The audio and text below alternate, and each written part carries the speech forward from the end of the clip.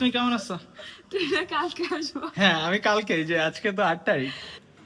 বিয়ের পরে আমার প্রথম জন্মদিন।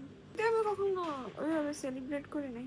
7 তারিখে আমার সবার সাথে থাকতে ভালো লাগে। তারিখে আসবে টিকিটটা, তুমি 3 তারিখ থেকে 7 তারিখে করলেই পারতে, কিন্তু তুমি করো নাই। আমি এটা নিয়ে অন্য কোনো বউ হইলে তোমার সাথে ঝগড়া লাগাইতো, কিন্তু আমি অনেক ভালো বউ, এই জন্য আমি কোনো ঝগড়া করতেছি না। জাবির নোজ যে আমরা 8 তারিখ ব্যাক করতেছি, so when she will get to know যে আমরা 8 তারিখ ব্যাক করতেছি and we are giving her the birthday surprise. এটা আমি দিল্লিতে মালভিয়া নগর মার্কেটে জাবিনের জন্য শাড়ি কিনতেছি আর এখন হচ্ছে রাত 1:32 বাজে অ্যান্ড যেহেতু জাবিনের বার্থডে, সো আই থিঙ্কিং যে হ্যান্ডমেড কিছু একটা দেওয়া খুব দরকার। So I made this Canva presentation or love letter whatever you may say, মোবাইলে যতটুকু পারছি আর কি। Very bad designs I think, but yeah. এটা হচ্ছে 7 তারিখ রাত 12টার পরের ঘটনা। জাবিনের বার্থডে শুরু হয়ে গেছে, আমি তো এক ফোনই দিই নাই টাইমলি।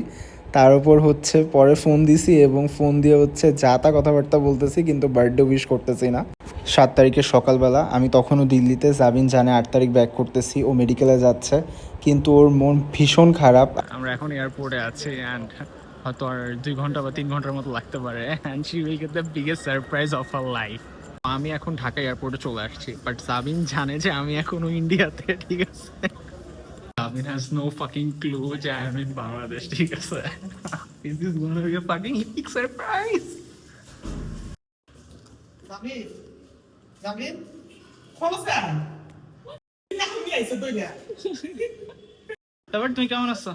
তুই না কালকে আসবো? হ্যাঁ, আমি কালকে, যে আজকে তো 8 তারিখ।